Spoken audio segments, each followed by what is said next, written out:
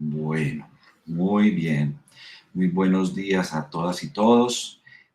Vamos a dar inicio a nuestro seminario el día de hoy, complacidos con la participación del profesor Fabio Augusto González, nuestro querido amigo y colega de la universidad, ya miembro de la casa, eh, a quienes ustedes ya habrán reconocido por sus contribuciones en los trabajos de inteligencia artificial, aprendizaje de máquina, que se han realizado con Vladimir y otros miembros del grupo. Para nosotros es un gusto y un honor tener a Fabio acompañándonos el día de hoy. Este seminario es un seminario que corresponde a una petición que le habíamos hecho muy respetuosa a Fabio, a ver si nos podía compartir un poco, ¿cierto? De todas estas cosas de tratamientos bayesianos que son tan útiles en la formulación de estos procesos de la inteligencia artificial. Entonces, sin más preámbulo, los dejo con Fabio. Ustedes saben que Fabio pertenece al Departamento de Ingeniería de Sistemas e Industrial, y digamos es una persona con un recorrido impresionante en todas las cosas que ha hecho y las personas que ha formado. Entonces, para nosotros es un gusto tenerlo. Profesor Fabio, buenos días y adelante con tu seminario. Muchas gracias. Muchas gracias, profesor Herbert, y pues muchas gracias por la invitación, pues suya y pues de todos los miembros del grupo. Pues para mí siempre es un placer hablar de todas estas cosas que me encarretan y bueno, pues la idea pues es más como contar de manera informal un poco sobre estos temas de modelamiento probabilístico, machine learning y también algo de la inspiración que tomamos de la física para el trabajo que estamos haciendo. Entonces, por favor, en cualquier momento, si ustedes tienen algún comentario, alguna pregunta, pues por favor participan, abran de una vez el micrófono, no tienen que levantar la mano, que aquí pues voy a estar pendiente, o si hay algún comentario en el chat, pues también acá estaré pendiente, pero si ven que o levantan la mano o hacen algún comentario en el chat y no respondo inmediatamente, por favor abran el micrófono y piden la palabra. No hay ningún problema en cualquier momento. Bueno, entonces, la charla de hoy, pues quiero hablar de dos temas de manera general, por supuesto relacionados. Uno es efectivamente algo sobre métodos probabilísticos y bayesianos en Machine Learning y en Deep Learning, que es como el tipo de Machine Learning que estamos haciendo hoy en día, el enfoque prevalente. Y segundo, hablar un poco sobre el trabajo que hemos venido haciendo, que iniciamos con Herbert y con Vladimir, y que bueno, hemos tenido algunos desarrollos posteriores y es sobre lo que les quiero contar, que tiene que ver definitivamente con cómo usar eso para hacer Probabilistic Deep Learning. Bueno, lo primero es eh, eh, ¿cómo es este enfoque probabilístico en Machine Learning? Entonces, de hecho, el enfoque probabilístico es un enfoque de tipo bayesiano, y realmente pues es un enfoque más que al Machine Learning en particular, a la estadística y al análisis de datos en general. Y digamos que hay como pues para simplificarlo un poco y a veces pues también ayuda un poco ver como esos polos opuestos, digamos que hay como dos bandos en estadística, que son los frecuentistas y los bayesianos, y el frecuentismo es lo que ha dominado durante pues muchos años, pero el enfoque bayesiano durante los últimos años ha cogido, digamos, como más vuelo. Digamos que hay una distinción de fondo de cuál es la interpretación que nosotros le damos a la noción de probabilidad. Entonces, en el caso frecuentista, pues la interpretación de probabilidad es como un límite de un experimento, por ejemplo, que se hace muchas veces, y esa frecuencia relativa de las veces que sucede, por ejemplo, un evento de interés con respecto pues, a todos los experimentos, pues es lo que definimos como probabilidad. Entonces, desde el punto de vista frecuentista, pues es como un límite de una frecuencia relativa. Desde el punto de vista bayesiano, la probabilidad se interpreta más como la creencia que tenemos en algo. Es decir, como qué tanto estaríamos dispuestos a apostar por algo, por ejemplo. ¿Sí? Entonces, la noción es diferente y obviamente cambia el tipo, digamos, de modelamiento que hacemos.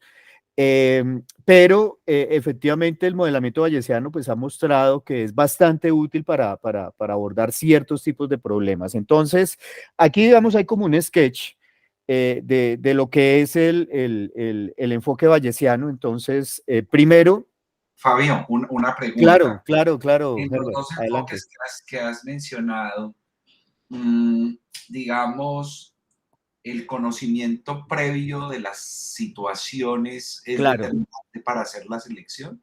¿De qué me... Claro, entonces en el enfoque bayesiano totalmente, porque efectivamente las probabilidades te ayudan a modelar qué es lo que qué tanto conoces tú sobre una cierta situación, que por ejemplo, de entrada puede ser nada, pero eso lo puedes modelar con una probabilidad, por ejemplo, una probabilidad uniforme. O con una distribución gaussiana con un sigma muy grande. Entonces, sí, efectivamente, ese modelamiento, el conocimiento previo en el caso bayesiano es más fácil. En el caso frecuentista, no lo es tanto, sobre todo porque, digamos, cuando ya empiezo yo a hablar desde un punto de vista bayesiano, hay cosas que en el caso frecuentista yo las veía como parámetros aparte. Por ejemplo, yo tengo mis datos y entonces a partir de mis datos yo puedo estimar una distribución de probabilidad que ajuste bien esos datos.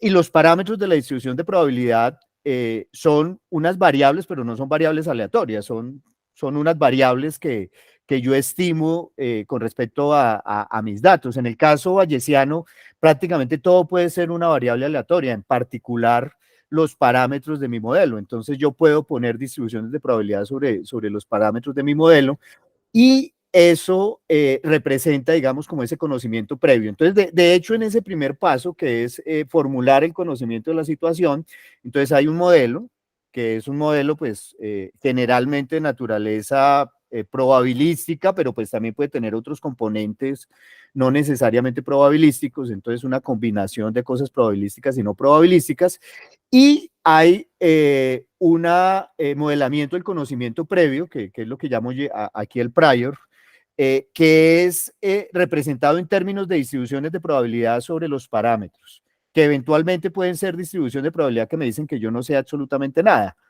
Entonces, eso digamos que es la primera parte, digamos, formular el conocimiento de la situación probabilísticamente. Segundo, pues necesito datos. Entonces, con esos datos, lo que yo voy a hacer es a calcular una distribución posterior de mis parámetros. Y después esa distribución posterior de mis parámetros la voy a usar con diferentes objetivos. Entender mejor el sistema que estoy estudiando, hacer predicciones o tomar decisiones. Entonces, para ir poniendo un poquito más de notación a esto, entonces mi modelo es básicamente un modelo de esta forma, en la cual yo tengo X, digamos, son variables que representan mi sistema, y teta son parámetros de algún modelo que generalmente es de naturaleza probabilística, pero como lo decía, pues puede involucrar otros componentes. Entonces, la clave y la diferencia fundamental en un enfoque bayesiano es que yo modelo los parámetros como variables aleatorias. Entonces yo también puedo definir distribuciones de probabilidad sobre esos parámetros y efectivamente mi conocimiento previo sobre la situación se modela como una distribución de probabilidad. Entonces, bueno, la clave, y esto se llama pues bayesiano porque fundamentalmente se usa la regla de Bayes, que es esta que está acá, y es que yo le puedo dar la vuelta, digamos, a mi modelo es este, ¿sí? A este término lo llaman típicamente likelihood, la verosimilitud, es decir, es la probabilidad de que ciertos valores de las variables de interés de mi modelo se den, dados los parámetros del modelo, multiplicado por el prior y dividido esta probabilidad que tenemos acá, esta probabilidad aquí, del denominador, realmente esto es igual a la probabilidad de X, ¿no? Entonces, básicamente ahí lo que estoy haciendo ahí en esa expresión de abajo es marginalizando, integrando sobre todos los posibles valores de los parámetros, y esto pues es la regla de Bayes que me permite entonces calcular una probabilidad. Esta probabilidad se le llama la probabilidad posterior, una probabilidad de los parámetros dados mis datos, ¿ok? Entonces, esto de acá es el prior, es decir, mi conocimiento previo, y esto es mi conocimiento posterior, el posterior, después de que conozco datos. Entonces, la idea del enfoque bayesiano es eso, fundamentalmente. Yo arranco con un cierto conocimiento de los parámetros del modelo que están representados en esta probabilidad y yo los actualizo cuando tengo datos. Lo interesante de esto es que se puede iterar. Entonces, cada vez que yo tengo, yo podría utilizar esto como un prior, algo así de este estilo, es decir, con un conjunto de datos. Fíjense que aquí estoy usando X mayúscula para representar un conjunto de datos. Entonces, con un conjunto de datos X1, yo puedo calcular un P de teta y vuelvo a llamar sud1, dado ese conjunto de datos X1, pero si yo tengo un nuevo conjunto de datos, entonces yo puedo actualizar utilizando esa regla que tenemos ahí, es decir, utilizar este término como mi prior y actualizar entonces mi conocimiento del sistema con una segunda estimación de parámetros basado en ese segundo conjunto de datos, pero utilizando como prior mi estimación previa. Entonces, esto también es interesante porque esto refleja mejor lo que pasa, digamos, en el mundo real cuando estoy interactuando con un sistema y estoy obteniendo datos y cada vez puedo obtener más datos y puedo mejorar el conocimiento de mi sistema. Bueno, entonces, ese es el enfoque y esa es la idea general. El tema es cómo lo implemento, ¿ok? Entonces, hay diversas alternativas. Entonces, aquí para aterrizar un poquito más la idea, por ejemplo, yo puedo tener un modelo de un sistema representado de esta manera. Entonces, es unas variables observadas. Bueno, todo esto es observado, pero digamos hay una variable de interés que es dependiente y unas variables que son covariantes o mejor bueno, lo llaman los estadísticos cofactores o variables de entrada, si lo vemos desde el punto de vista de Machine Learning, y Y sería una variable de salida, una variable dependiente, estas variables independientes. Y hay unos parámetros en el modelo, y el modelo puede ser de cualquier naturaleza y está representado por F. Tenemos unos datos de parejas, tanto de variables independientes como de variables dependientes, o de variables de entrada y variables de salida. Y nos llega un nuevo ejemplo de entrada, y yo quiero estimar el valor de la variable de salida. Entonces, ¿cómo lo puedo hacer? De nuevo, también hay varias alternativas. Entonces, una alternativa es calcular este posterior, pero usarlo para encontrar un conjunto de parámetros teta que me maximice esta probabilidad posterior de acuerdo con estos datos. ¿Ok? Entonces, a eso se le llama máximo a posteriori. Entonces, eso está representado pues por esto que ustedes ven acá, que es un conjunto de parámetros único, un valor para estos parámetros único que lo llamo teta asterisco, que me maximiza la probabilidad posterior, ¿ok?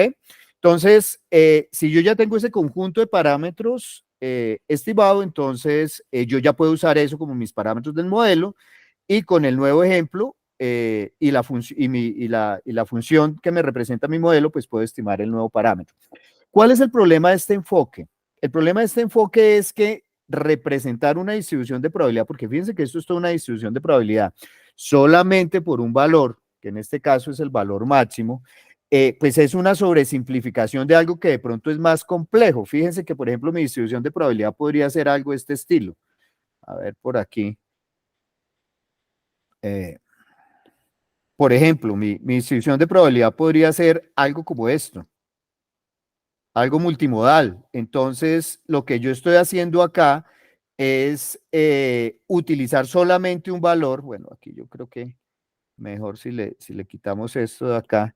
Sí, representar esta distribución de probabilidad solamente por un valor, que sería este valor teta asterisco, ¿ok? Que es el valor más probable o con función de densidad más alta, pero realmente estoy perdiendo pues la riqueza de toda la distribución de probabilidad, ¿ok? Entonces, algo que sería mejor es esto que está acá, que se le llama como el estimador de Bayes, que es, considere entonces todos los posibles valores de teta, todos los posibles valores que pueda tomar teta, e integre. Entonces, acá básicamente mi estimación de o mi Y estimada, mi variable de salida estimada, sería la función, aplicar la función sobre mi ejemplo de entrada con unos parámetros teta, pero voy a probar todos los posibles parámetros teta y los voy a pesar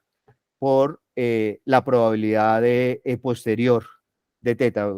Voy a dar la distribución de probabilidad de teta. Astrid, adelante. Hola, profe, buenos días. Según te entendí, bueno, ahí la dificultad que hay es como utilizar esta función que dibujaste para un solo Ujú. valor de teta. No sé si lo explicaste o solo Sí, aquí una pregunta. ¿Cómo defino esa función? O sea, yo puedo tener, no sé, una llave claro. rectangular. O sea, ¿cuál sería como No, para... esa función es efectivamente esto que tú calculas acá, ¿sí? Entonces, esto de acá es una función que depende de qué. X son mis datos, ¿sí? Estos son mis datos, ¿ok? Y para cada valor de los parámetros, esto me va a dar una probabilidad. Entonces, eso me define esta función de acá. ¿Cómo se ve esa función? Eso depende. Por ejemplo, si esto que tú tienes acá es normal, y esto que tú tienes acá es normal, resulta que esto aquí también es normal, ¿sí? Si esto de acá es una distribución arbitraria, es otra distribución arbitraria, en general, esto no se puede resolver de manera cerrada. Entonces, generalmente lo que uno tiene que hacer son aproximaciones numéricas y ahí es donde empiezan los problemas, ¿sí? Pero esto es una función que depende de la forma que tenga tu prior y de la forma que tenga tu likelihood, ¿ok? Pero estos son distribuciones de probabilidad arbitrarias y esto obviamente pues también te da otra distribución de probabilidad que puede ser tan compleja como sean estas funciones de acá. En los casos sencillos esto funciona muy bonito y de esto al posterior lo llama, hay un concepto en estadística que se llama el prior conjugado, ¿ok? Entonces por ejemplo, en el caso de normales, pues también es normal y hay algunas distribuciones donde tú puedes calcular esto de manera exacta, pero en otros te toca hacer aproximación numérica. ¿Ok? Ok, me quedó claro. Gracias, sí. Listo. Entonces, sí, tú tienes esa función y claro, tú la puedes usar de esta manera y puedes integrar. ¿Ok? Y esto sería mucho mejor porque realmente tú estás probando, estás haciendo una predicción sobre todos los posibles modelos, ¿ok? Pesados por la probabilidad de los parámetros particulares, ¿ok? Bueno, entonces, básicamente, si ustedes se dan cuenta, esto también me da una distribución de probabilidad sobre los yes. Entonces, efectivamente, como yo tengo una distribución de probabilidad sobre los tetas, esto automáticamente me induce una distribución de probabilidad sobre los yes. Entonces, ¿cuál es Fabio, la una ventaja? preguntita, Fabio. Claro, Herbert, adelante. En esa propiedad de probabilidad, ¿qué Hmm. me garantiza a mí que la condicionalidad de la correlación entre X y teta se dé con un solo parámetro y no simultáneamente con varios? No, claro, de hecho, en general, este teta de acá Es cualquier es, cosa. es un vector generalmente en De RN, varios.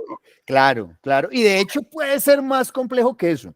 Ok. De hecho, esto Y, hasta podrían ser funciones, en y principio. digamos, esta visión o este enfoque deja el tiempo también como una variable, digamos, en la misma categoría de las otras variables o hay que hacer un tratamiento especial cuando uno quiere hacer tratamientos bayesianos con el tiempo? Va. Bueno, este modelo de acá, pues puede ser cualquier cosa, ¿no? Esto puede ser cualquier cosa. Cuando digo cualquier cosa es un modelo matemático que, por ejemplo, puede ser una ecuación diferencial o un Sí, conjunto de ecuaciones diferenciales que pueden tener un conjunto de variables aleatorias y otras cosas que no son variables aleatorias.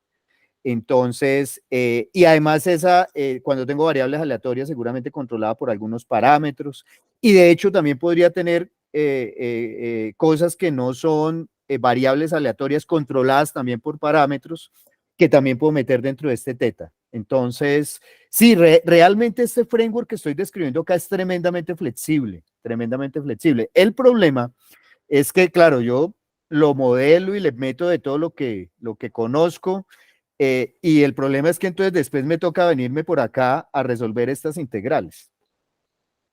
Entonces, claro, si esto es una cosa bien complicada, y esto también, pues aquí es donde ya entran los problemas, ¿ok? Pero realmente el framework es bastante flexible, en principio, ¿sí? Bueno, y como ustedes podrán sospechar, ¿por qué el modelo frecuentista era prevalente o ha sido prevalente sobre el bayesiano, pues en la historia de la estadística? Es porque hacer este enfoque bayesiano es computacionalmente costoso. Y solamente hasta recientemente, pues es que nosotros tenemos las herramientas que nos permiten pensar en hacer este tipo de modelamientos, porque antes de tener, digamos, la capacidad computacional que nosotros teníamos, pues yo podría hacer este tipo de modelamientos, pero tenía que restringirme a cosas que se comportaran muy bien de manera que yo pudiera hacer un tratamiento analítico. Entonces, que esto debería ser normal, que esto también normal con ciertas características para que yo pudiera calcular analíticamente esto, pero hoy en día, pues con los computadores lo puedo hacer de manera numérica. Bueno, muy bien. Esto, en el caso de las redes neuronales y de los modelos de Machine Learning, pues se puede, digamos, aplicar de muchas formas. Esto que tenemos acá es una red neuronal convencional, en la cual básicamente pues yo tengo las entradas, acá entonces multiplico esas entradas por unos pesos y eso lo paso por unas funciones no lineales y eso tengo varias capas de esto y al final sale una predicción. Es decir, aquí no hay nada estocástico, esto se llama un point estimate.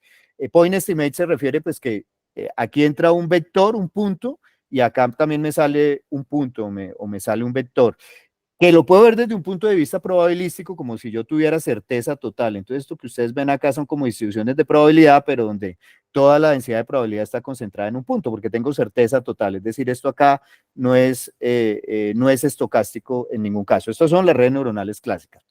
Yo puedo poner distribuciones de probabilidad, por ejemplo, en las activaciones de las neuronas, es decir, mis neuronas podrían ser estocásticas. Entonces, la salida de cada una de estas neuronas podría ser una variable aleatoria. Y eso, pues entonces ya convierto esto en un modelo estocástico, y eso pues puede tener ciertos tipos de intereses. De hecho, fíjense que lo que pasa en los modelos de redes neuronales que usamos hoy en día, por ejemplo, cuando vamos a hacer clasificación, digamos que si aquí yo también tengo una neurona, por ejemplo, para decir, esta neurona es para un perro y esto es para decirme que lo que me entró es una imagen de un gato. Entonces, típicamente lo que uno hace es convertir estos que son valores arbitrarios, convertirlos en probabilidades. Entonces, aplicarles una transformación, eso lo llaman el softmax, que hace que estos se me vuelvan probabilidades. Entonces, digamos que aún en los modelos clásicos sí hay algo de probabilidad que se puede poner, por ejemplo, poner en la salida. Sin embargo, típicamente estas probabilidades que yo pongo acá están mal calibradas. Quiere decir que generalmente los modelos que se entrenan de esta manera y los clásicos, estas probabilidades no las podemos interpretar exactamente como probabilidades. Tienden a ser a irse hacia los extremos, ¿sí? Y no me reflejan bien, digamos, como la creencia que pueda tener el modelo en si su predicción es buena o es mala. Y eso sí ya exige hacer modelamientos de este estilo, es decir, que ya hacer un tratamiento más probabilístico. La otra posibilidad, y además se pueden combinar, es tener distribuciones de probabilidad sobre los parámetros, que es muy parecido a lo que estamos discutiendo ahorita. Entonces, un buen, digamos, cantidad de trabajo pues se ha dedicado a ver cómo poner esas distribuciones de probabilidad acá. Como ustedes se podrán imaginar, poner distribución de probabilidad tanto en las activaciones como en los parámetros, en los pesos de la red neuronal, pues complica las cosas. Entonces, la primera pregunta es ¿por qué querría yo poner probabilidades, digamos, en mis modelos de Machine Learning, de redes neuronales hoy en día? Y efectivamente sí hay, digamos, una motivación para hacerlo. Entonces, una de ellas es poder cuantificar la incertidumbre, lo cual es tremendamente importante. Entonces, por ejemplo, yo quisiera que efectivamente la salida de mi modelo, es decir, fuera una distribución de probabilidad que sí me reflejara qué tan confiado está el sistema de la predicción que está haciendo. Entonces, esto es supremamente importante. Hay áreas de aplicación, por ejemplo, en el caso de imágenes médicas, por decir algo, si yo estoy usando esto para hacer apoyo al diagnóstico, a mí me interesa que el modelo me diga con qué grado de certeza está haciendo una predicción. Dice, vea, esta imagen diagnóstica dice que este paciente tiene cáncer, pero ¿qué tanto cree el modelo en esa predicción que está haciendo? Hoy en día, con los modelos típicos en los que se le pone esta probabilidad a la salida, generalmente eso no es una medida de incertidumbre. Y una buena cantidad de trabajo pues está dedicada a que efectivamente esa salida de los modelos esté más calibrada. Entonces, tener distribuciones de probabilidad a la salida puede ser bastante útil. Esa es otra cosa importante, por ejemplo, la Auto Distribution Detection. No sé de pronto qué tan familiares estén ustedes con Machine Learning, pero un problema que se detectó ya hace unos años, digamos, cuando empiezan a hacer todos estos modelos tremendamente populares y empiezan a funcionar muy bien para detectar objetos y, por ejemplo, para usarlos en sistemas como vehículos autónomos y todo esto, empiezan a darse cuenta de que los modelos funcionan muy bien, pero es factible que, por ejemplo, yo manipule la entrada de un modelo de estos de manera que se confunda totalmente. Entonces, por ejemplo, yo cojo una imagen, digamos, de un koala, que era un ejemplo típico que ponían, le cambio unos pocos píxeles en ciertas zonas y entonces yo la veo, un humano ve y sigue siendo un koala porque los cambios son imperceptibles, se lo presento a un modelo y el modelo me dice que eso es un rollo de papel higiénico. Entonces, eso lo llaman, digamos, ejemplos adversarios. Y el problema tiene que ver con que los modelos, pues, dependen mucho de los datos con los cuales yo los entrené. Y pues eso es algo que en general no vamos a resolver fácilmente, pero yo sí querría que el modelo me dijera, vea, eso que usted me está mostrando, eso yo no lo vi durante entrenamiento, entonces yo no puedo decir nada. Por ejemplo, eso sería tremendamente útil si lo estuviera usando, por ejemplo, en diagnóstico médico. ¿Sí? Yo le presento una imagen y el modelo me dice, no, esto se entrenó con una población de gringos y esto aquí en Colombia, no, esto acá no funciona, que cuando yo le muestre un ejemplo sea capaz de decirme que ese ejemplo no pertenece a la distribución de entrada de los datos. Entonces eso se refiere a que un modelo sea capaz de modelar la distribución de entrada de los datos, que generalmente no lo hace. Una de las aplicaciones más populares que seguramente todos ustedes han visto son los modelos generativos, estos modelos que son capaces de generar caras o que yo le escribo un texto y me genera una imagen con las características que yo le defino. Entonces, a eso se llama pues modelos generativos, que es básicamente modelar la distribución de entrada de los datos y generar muestras de esa distribución de probabilidad o también hacerlo de manera condicional. ¿Sí? Que es, por ejemplo, cuando yo le escribo un texto para condicionar la salida de una imagen que quiero que me genere. ¿Ok? Y otra cosa que es tremendamente importante, que tampoco es muy fácil en los modelos actuales, es la integración del conocimiento previo. Entonces, el enfoque típico de hoy en día de Deep Learning es consiga tantos datos como pueda, déle eso a la red neuronal y que ella se cargue. Pero no siempre ese es el caso, no siempre tengo muchos datos y por otro lado, muchas veces yo sí conozco lo que yo estoy modelando y quiero involucrar el conocimiento, ese conocimiento previo. Entonces, los modelos probabilísticos permiten involucrar ese conocimiento previo de una manera más sencilla. Entonces, digamos que sí hay motivación para hacerlo. Pero resulta que es problemático. Y el problema tiene que ver con esto fundamentalmente. Por un lado, que estimar esta probabilidad no siempre es fácil, porque yo tengo que calcular esta integral que está acá. Y esto puede ser complicado dependiendo de la naturaleza de esta distribución de probabilidad, tanto del prior como del likelihood. ¿Ok? Y igualmente, si yo quiero hacer predicción bayesiana usando la fórmula que hemos visto, de nuevo tengo otra integral y resolver esto no es fácil. Entonces, hay alternativas, digamos, para lidiar con eso. Y es lo que quiero aquí mostrarles rápidamente antes de cambiar al siguiente tema. Y estos son, digamos, como las dos principales son estas, es decir, utilizar esquemas de muestreo, que también son muy conocidos en física, fundamentalmente Markov Chain Monte Carlo, y otra cosa que llama inferencia variacional, que también últimamente también se maneja en física, en muchos modelos físicos. Y por otro lado, pues hay otros modelos más recientes que han surgido, pues que tratan de abordar el problema como desde otra perspectiva. Entonces, acá para dar un ejemplo, bueno, antes de dar el ejemplo, esto lo tomé de un paper que está en las referencias al final de esta presentación, y esto es como mostrando, digamos, como cuáles son las ventajas de hacerlo o por un lado o por el otro, ¿sí? Entonces, o hacerlo por Markov Chain Monte Carlo o hacerlo por el lado variacional. ¿Ok? Entonces, pues hay tanto beneficios como limitaciones y eso en general quiere decir pues que el problema no está del todo bien resuelto. Generalmente el problema, es decir, por el lado Markov Chain Monte Carlo, fundamentalmente la ventaja es que yo no tengo que hacer muchas suposiciones sobre las distribuciones de probabilidad de mis datos o de los parámetros, pero es computacionalmente costoso. Y por el lado de inferencia variacional es que para simplificar el problema computacional yo hago suposiciones de que las cosas se comportan de cierta forma, y eso me limita, digamos, la capacidad de mis modelos, pero pues la ventaja es que es menos computacionalmente costoso. ¿Okay? Entonces, acá simplemente para ilustrar quiero dar dos ejemplos del enfoque. Entonces, esto es, bueno, de hecho voy a dar es un ejemplo más de este enfoque, el enfoque variacional. El enfoque Monte Carlo, pues es fundamentalmente técnicas muy inteligentes de tratar de hacer muestreo, es decir, de poder muestrear y fundamentalmente lo que se hace es básicamente yo genero ejemplos a partir de esta distribución de probabilidad con los métodos de Monte Carlo, y esos ejemplos los utilizo pues para construir una distribución de probabilidad empírica, bueno, pues podría ser también paramétrica, pero no, generalmente empírica de esta distribución. Entonces aproximo estas integrales básicamente pues usando muestreo. Esa es la idea fundamental.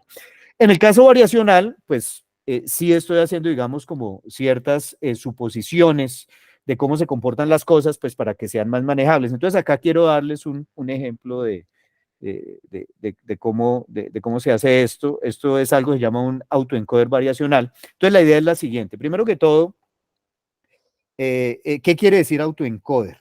Entonces autoencoder es básicamente un sistema que le vamos a enseñar a que codifique una cierta señal, en este caso una imagen, por ejemplo, en este ejemplo, que la codifique internamente de manera que aprenda a codificarla y después a decodificarla, y lo que yo espero es que aquí al final pues salga la misma señal o la imagen de entrada, ¿ok? Entonces uno diría, bueno, pero esto se resuelve muy fácil, pues básicamente la función que me resuelve esto es una función de identidad, pero el detalle está en que yo aquí meto un cuello de botella. Típicamente el cuello de botella es que, por ejemplo, si esto tiene una cierta dimensión, por ejemplo, no sé, esto es una imagen de 100 por 100, 10.000 píxeles, yo voy a forzar a que eso me lo represente solamente aquí con 10 valores. Entonces, me voy de 10.000 a 10 valores, ¿ok?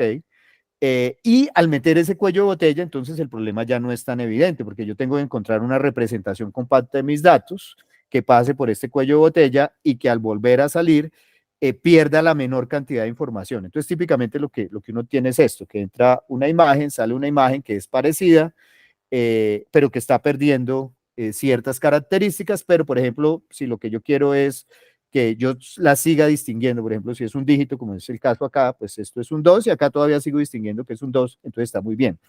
¿Qué ventajas tiene esto? Bueno, esto tiene varias ventajas, digamos, si uno lo pensara desde el tipo de punto de vista de comunicación, almacenamiento, pues básicamente lo que yo estoy aprendiendo es a comprimir la información que está acá al pasarla por el autoencoder. Entonces la comprimo y esto me queda mucho más compacto, lo puedo mandar por un canal de comunicación y pues me estoy ahorrando muchísimo ancho de banda del canal o lo puedo almacenar, etcétera, etcétera. Y esta es la idea que en general aplican muchos esquemas de compresión, por ejemplo. Pero desde el punto de vista de Machine Learning, esto tiene otros intereses. Por ejemplo, los autoencoders variacionales están diseñados para que yo pueda generar nuevas imágenes que se parezcan a mis conjuntos de datos de entrada. La idea básicamente es que yo al entrenar un autoencoder, entonces tengo, voy a ponerle aquí los nombres propios bueno, no, aquí está, simplemente lo voy a subrayar. Entonces, aquí básicamente tenemos el encoder, ¿ok? Entonces, esta parte es el encoder y este es el decoder, ¿ok? Entonces, en el caso de modelos generativos, entonces la idea de estos modelos es que yo aprendo una representación de mis datos en un espacio interno de baja dimensión que lo llaman espacio latente, y la idea es que yo genero ejemplos al azar en el espacio latente y pues yo esperaría que aquí al generar elementos al azar, pues aquí me salgan datos al azar que se parezcan a mis datos. Es decir, si yo esto lo entrené con dígitos manuscritos, pues yo esperaría que yo, al generar valores al azar, aquí me salgan imágenes que se parezcan a números. Resulta que esto no pasa si yo tengo una red neuronal convencional, porque yo no tengo control sobre la distribución de probabilidad de mis datos. Obviamente es algo de mucho menor dimensión de entrada, pero aún así sea de baja dimensión, yo no tengo control sobre la distribución de probabilidad. Entonces, el autoencoder variacional básicamente es una estrategia para poder tener control sobre esa distribución de probabilidad. Entonces, ¿cómo funciona? Básicamente la idea es la siguiente. Esto es una red neuronal convencional, donde típicamente, pues, esto es una capa de la dimensión de la entrada de los datos y esto es una capa de dimensión más pequeña, pero en vez de directamente generar un vector que me va a entrar al decoder y se va a amplificar hasta volver a obtener una imagen, esto me genera los parámetros de una distribución de probabilidad, en particular de una distribución de probabilidad normal. Entonces esto me genera la media y la varianza de la distribución de probabilidad, y esto que aparece acá es básicamente una operación de muestreo. Entonces el autoencoder variacional funciona así. Yo le presento, por ejemplo, una imagen, eso pasa por el encoder, esto baja una cierta dimensionalidad, me genera dos vectores, por ejemplo, de tamaño 10. Entonces, bueno, una cosa importante, esto es una distribución normal, la que vamos a modelar, que es isotrópica, es decir, es como si tuviera 10 variables normales, pero independientes. Entonces, cada una tiene su propia media y su propia vector de varianza. Entonces, yo genero dos vectores de tamaño 10, ¿ok? Eso entonces entra aquí a este módulo, que es básicamente un módulo que me toma estos dos parámetros y me genera muestras. Entonces, esta capa de la red neuronal es estocástica, es decir, cuando entra la misma imagen en una red neuronal convencional debería salir la misma salida, pero aquí no, porque entra la misma imagen, todo esto aquí es determinístico, pero este pedazo es estocástico, acá se hace un muestreo, esto pasa por el decoder y me va a salir una imagen que no siempre es la misma, pero que yo sí esperaría que fuera parecida a la entrada. Entonces, digamos que la diferencia con las redes neuronales típicas es que acá hay una capa estocástica, ¿ok? Entonces, eso es un autoencoder variacional. La clave del autoencoder variacional es que yo voy a forzar a que esta distribución de probabilidad sea una distribución normal, con covarianza, con matriz de covarianza diagonal. Entonces, estoy forzando, y esa es la característica de los métodos variacionales, ¿sí? Que yo impongo ciertas restricciones sobre la distribución de probabilidad que quiero aprender. Y eso pues se logra utilizando algo que se llama una función de pérdida. En Machine Learning típicamente yo aprendo optimizando, minimizando una función de pérdida, y la función de pérdida pues tiene dos componentes. Uno, que me dice, bueno, ¿qué también está reconstruyendo las entradas? Yo quiero que las salidas se parezcan mucho a las entradas, esto es este término, y el segundo es un término de regularización que básicamente lo que dice es qué tanto se parece esto a una distribución, distribución normal estándar. Entonces, esta es la idea de un autoencoder variacional, y lo interesante es que como yo tengo control sobre esta distribución de probabilidad y sé que es una normal estándar, entonces cuando yo genero ejemplos de una distribución normal estándar aquí en este espacio de la mitad del espacio latente y los paso por el decoder, resulta que aquí ahora sí ya me salen números, y esa es la idea de un autoencoder variacional. Bueno, entonces, esto es un ejemplo de cómo se aborda este problema, un ejemplo, ¿no? de muchos, de cómo se aborda involucrar información o modelamiento probabilístico en un modelo de redes neuronales usando un enfoque variacional. Esto es otro ejemplo. Esto es más reciente. No sé si seguramente algunos de ustedes conocen DALL-E, que es un sistema para generar automáticamente imágenes sintéticas, un modelo generativo que funciona bastante bien. Y básicamente la idea es muy interesante. Básicamente es un modelo en el cual yo arranco una imagen y le voy agregando ruido, hasta que esto básicamente es solo ruido. ¿Ok? Entonces es un modelo que agrega ruido. Lo interesante es que este modelo es capaz, es decir, yo lo entreno de esta forma, pero este modelo es capaz, después de entrenado, de arrancar de ruido y generarme imágenes. Mire, bueno, pero ¿cómo lo hace? Bueno, la clave está en que son muchos pasos. Esto realmente es, yo lo puedo ver, bueno, de hecho esto está inspirado en modelos de termodinámica, de difusión de calor.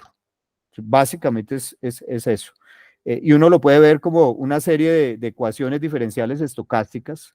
Y resulta que si los pasos son muy chiquitos, es decir, los pasos en el tiempo acá son muy chiquitos para este proceso de difusión, yo puedo hacer ciertas aproximaciones, y esas aproximaciones no dependen de los datos, que es lo interesante, sino dependen es de la derivada de la función de densidad de mis datos originales. Entonces, digamos que yo no entiendo, no he revisado los detalles de esto, pero pues la idea general es esa.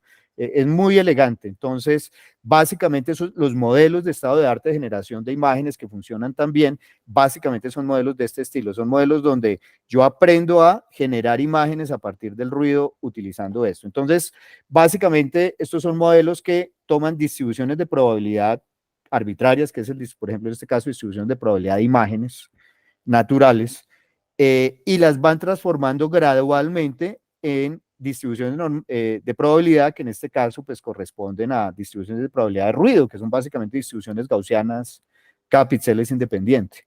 ¿Okay? Entonces, muy interesante este enfoque. Entonces, esto es otro tipo de cosas que se está usando, es decir, hacer transformaciones de distribución de probabilidad. Bueno, y bueno, todo esto pues funciona porque esto es aprendible, entrenable con datos. Bueno, muy bien. Bueno, esto era como una perspectiva de lo que es el modelamiento bayesiano y cómo se está haciendo en Machine Learning. Esto es un área que tiene mucho interés, sin embargo es complicada. Entonces, no es la forma prevalente de modelamiento en Machine Learning, pero hay muchos casos en los cuales efectivamente hacer este tipo de modelamiento puede ser bastante útil, y sobre todo me parece que la utilidad está en dominios en los cuales efectivamente yo tengo un buen conocimiento de lo que yo estoy modelando. ¿Sí? Por ejemplo, en el caso de imágenes, yo sé que tengo muchas imágenes, pues no tengo ni idea del modelo que las genera, es decir, de qué naturaleza debería ser ese modelo, y eso es lo que pasa en muchos de los ejemplos de aplicación de Machine Learning. Pero hay muchos otros casos, por ejemplo, en las aplicaciones del Machine Learning como herramienta, por ejemplo, en investigación en física, donde yo sí entiendo muy bien el modelo que yo estoy, el sistema que yo estoy modelando, y tengo conocimiento a priori, y poder plasmar ese conocimiento a priori en términos de, por ejemplo, distribuciones a priori sobre los parámetros o cosas de ese estilo podrían ser bastante útiles. Y hay otros campos en los cuales cuantificar la incertidumbre también puede ser bastante útil. Entonces, en esos casos que son más de nicho, es donde yo veo mucho más valor de este tipo de enfoques, pero me parece que de hecho ahí es donde van a estar los ejemplos más interesantes de aplicación de Machine Learning hacia el futuro. ¿Ok? Bueno, muy bien. Esto que les quiero contar en esta segunda parte es un enfoque a tratar de hacer modelamiento probabilístico en Machine Learning, pero arrancando desde un concepto de mecánica cuántica, que es la matriz de densidad. Entonces, esto es un artículo, al final se los comparto, que está ahora en revisión una conferencia, y el nombre que se le dio al método es Quantum Kernel Measures, pero bueno, ya vamos a ver por qué eh, se, se, eh, lo nombramos de esta manera, que no estoy seguro de que sea el mejor nombre, pero bueno, eso fue lo mejor que se nos ocurrió, pues para tratar de distinguirlos de otros enfoques. Entonces, el problema fundamentalmente es este. Digamos que es claro que las matrices de densidad básicamente lo que me representan son distribuciones de probabilidad. Es decir, es el estado de un sistema cuántico que tiene un componente probabilístico, tanto un componente probabilístico cuántico como un componente probabilístico clásico. Pues las matrices de densidad pues son capaces de representar, digamos, esto. Entonces, digamos que desde ese punto de vista, la noción de matriz de densidad, a mí, pues que llego, digamos, desde un área diferente a la física, realmente para mí fue muy interesante y un concepto muy atractivo, porque es muy elegante la forma en la cual yo puedo representar el estado, digamos, de un sistema y su naturaleza probabilística, utilizando, digamos, este formalismo. Entonces, la parte, digamos, que para mí fue más atractiva, digamos, desde mi perspectiva, es el hecho de que es fundamentalmente álgebra lineal, y las operaciones que yo hago sobre una matriz de densidad, o bueno, una matriz de densidad es un operador en un espacio de Hilbert. Esto es álgebra lineal fundamentalmente, pero yo estoy haciendo probabilidad con álgebra lineal, lo cual no es la forma como típicamente se hace. Por ejemplo, en Machine Learning, esos son los dos pilares, probabilidad por un lado y álgebra lineal por el otro. Pero yo uso los métodos de probabilidad por un lado y los métodos de álgebra lineal por el otro, y realmente no hay, digamos, una versión unificada de las dos cosas, ¿ok? Entonces, para mí eso fue muy atractivo, digamos, de las matrices de densidad, ¿ok? Bueno, entonces, aquí, digamos, el tema diferente es que yo no quiero, bueno, y la probabilidad cuántica es más general que la probabilidad clásica, pero aquí mi interés es cómo usar las matrices de densidad para representar distribución de probabilidad clásicas, ¿ok? No probabilidad cuántica, que es más general que la probabilidad clásica. No, es distribución de probabilidad cuántica. Entonces, bueno, rápidamente, pues acá para aclarar también la notación, pues una matriz de densidad es básicamente esto, ¿ok? Donde básicamente pues yo tengo estos, pues son elementos de un espacio de Hilbert, estos de acá pues son entonces el brazo son elementos de un espacio de Hilbert, los ket son elementos del espacio dual, si uno lo ve, digamos, como vectores, pues esto es básicamente el producto externo de esos dos vectores. Entonces esto en última resultan siendo matrices cuando estos espacios son finitos, cuando este espacio de Hilbert es de dimensión finita, o operadores en general, si el espacio es un espacio funcional. Aquí entonces tengo una mezcla, y de ahí el nombre Mixture, que se utiliza mucho en estadística clásica, porque estos son probabilidades que efectivamente son números reales positivos que me suman 1. Entonces, esto es básicamente pues una matriz de densidad, ¿ok? Bueno, muy bien. Entonces, representar distribuciones categóricas pues es fácil, porque efectivamente pues resulta que pues como estos vectores son vectores que están normalizados, ¿sí? Estos elementos son vectores que están normalizados, pues efectivamente en la diagonal de la matriz pues quedan estas amplitudes elevadas al cuadrado, el módulo de la amplitud elevada al cuadrado, y esto pues resulta que precisamente por esto pues toda esta diagonal me suma 1. Entonces efectivamente cada uno de estos elementos de la matriz de densidad pues los podríamos interpretar como probabilidades y en el caso pues finito, pues donde este espacio es finito, donde efectivamente lo podemos representar como una matriz, pues esto es una distribución de probabilidad categórica, ¿ok?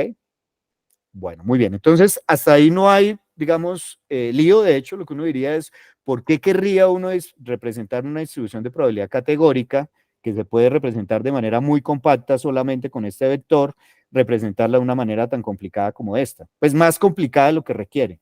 Bueno, vamos a ver que realmente aquí la idea es utilizar el mismo framework para representar tanto distribuciones de probabilidad categórica como distribuciones de probabilidad continua. Resulta que representar distribución de probabilidad continua ya no es tan obvio, ¿sí? No es tan obvio. De hecho, acá, pues yo pondría unos signos de interrogación porque ¿cómo hago para representar distribución de probabilidad continua? ¿Sí? ¿Cómo hago para representarlo? No, no es obvio, no es obvio. ¿Cómo puedo utilizar matrices de densidad en espacios finitos, de dimensión finita de Hilbert para representar distribuciones continuas? ¿Sí?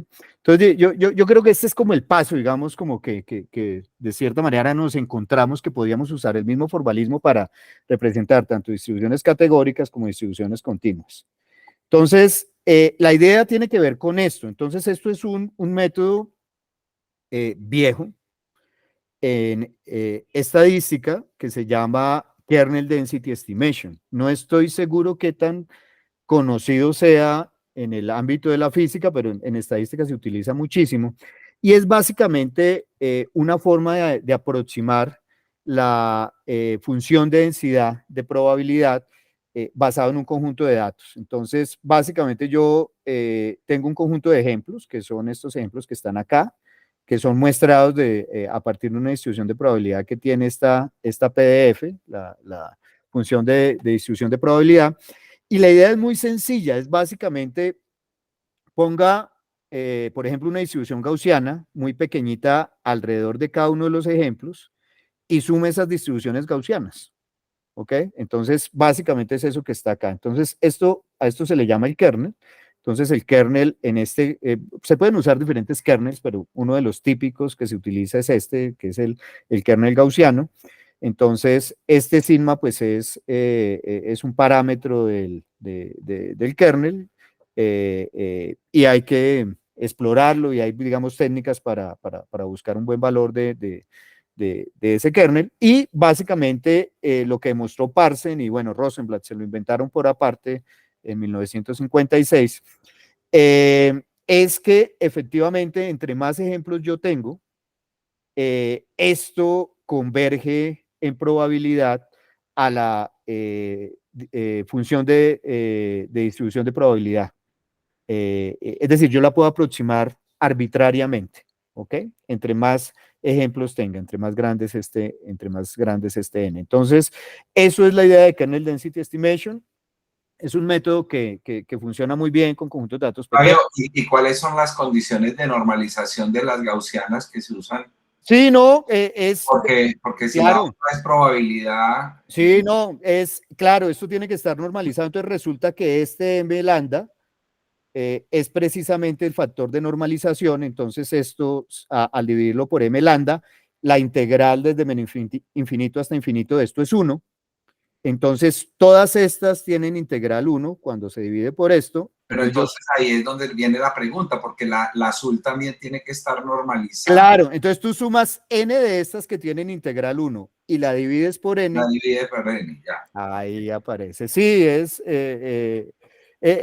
algo realmente sencillo, lo medio complicado, porque tampoco la demostración es muy complicada, es efectivamente demostrar que esto converge, y efectivamente eso fue lo que mostró Parsen. Claro, para demostrar que eso converge hay que trabajar con este parámetro. Entonces esto también tiene que ir como hacia cero, y esto tiene que tener como este kernel debe ser doble integrable, algo de ese estilo, pero sí, en general esto funciona bastante bien.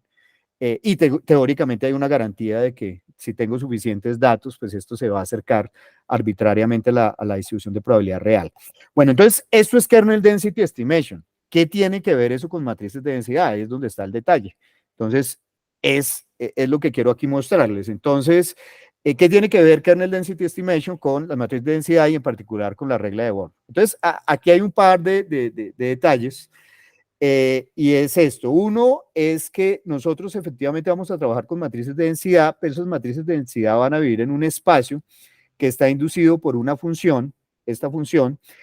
Esta función viene, a esto lo llaman hoy en día en esa intersección que hay entre mecánica cuántica y machine learning, un quantum feature map, que es básicamente un mapeo de algún espacio que no necesariamente tiene que ser. De hecho, esto es un conjunto arbitrario y pueden ser imágenes, pueden ser grafos, puede ser lo queramos, pero es un mapeo de esos datos a un espacio de Hilbert, ¿ok? Entonces, eso lo representamos de esta manera. Y este mapeo, entonces, básicamente, pues, resulta que con esto, pues, yo puedo definir, si yo tengo un conjunto de estos X, entonces, y tomo las imágenes, pues yo puedo construir una matriz de densidad basado, digamos, en esos X. Entonces, es una matriz de densidad. La diferencia es que los componentes de esa matriz de densidad, pues, están dados por elementos que viven en un conjunto arbitrario que hay que mapearlo a un espacio de Hilbert para poder construir la matriz de densidad, ¿ok?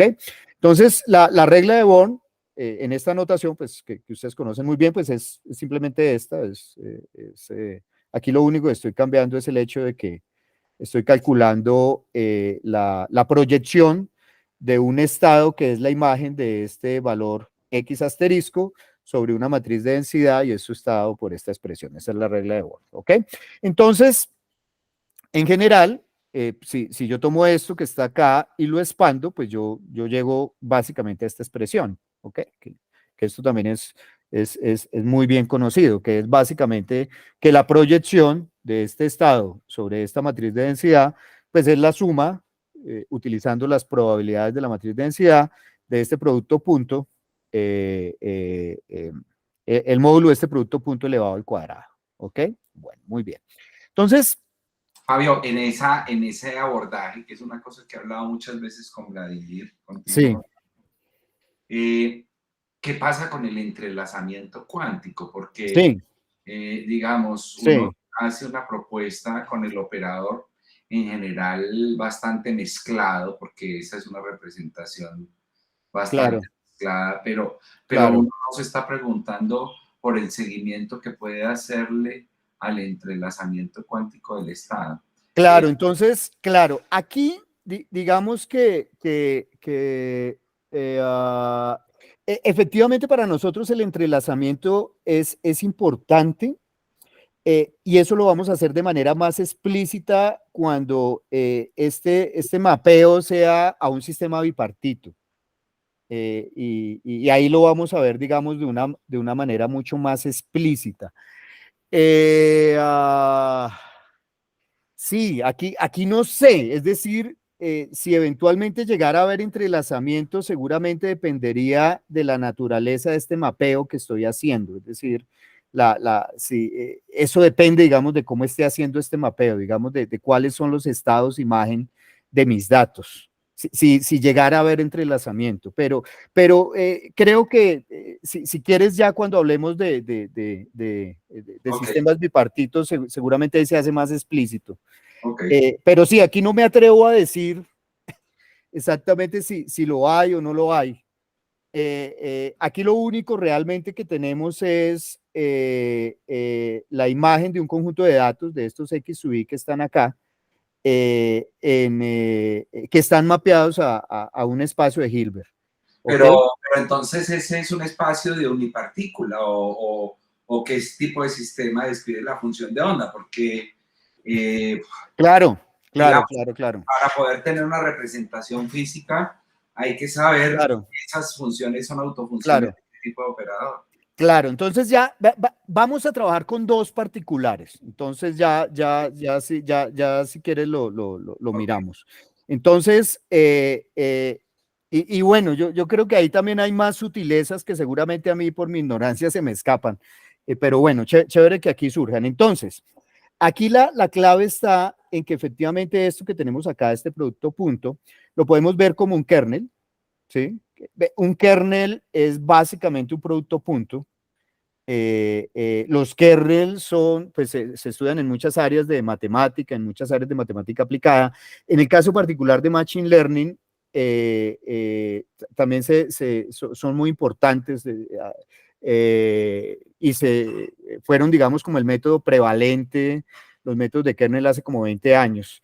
Y básicamente la idea es que el kernel me representa un producto punto en un espacio de Hilbert, y los métodos de kernel lo que hacen es, a través del kernel, trabajar en ese espacio de Hilbert que puede ser de dimensión infinita, y trabajar, digamos, en ese espacio utilizando estas funciones. Entonces, esto es algo que es conocido en Machine Learning, que es muy usado, y acá surge, y de hecho mucho de lo que están haciendo en Quantum Machine Learning tiene que ver con kernels, porque realmente estos productos puntos son ubicuos en muchos de los, en computación cuántica y me imagino en mecánica cuántica en general, y todo esto se modela, digamos, con estas funciones. Entonces resulta que efectivamente esto que está acá, yo lo puedo ver, es decir, esta expresión de acá, que resultó simplemente aplicar la regla de Born sobre una matriz de densidad definida de esta manera, resulta que viene a ser equivalente a esto, y esto es justamente lo que se está mostrando acá.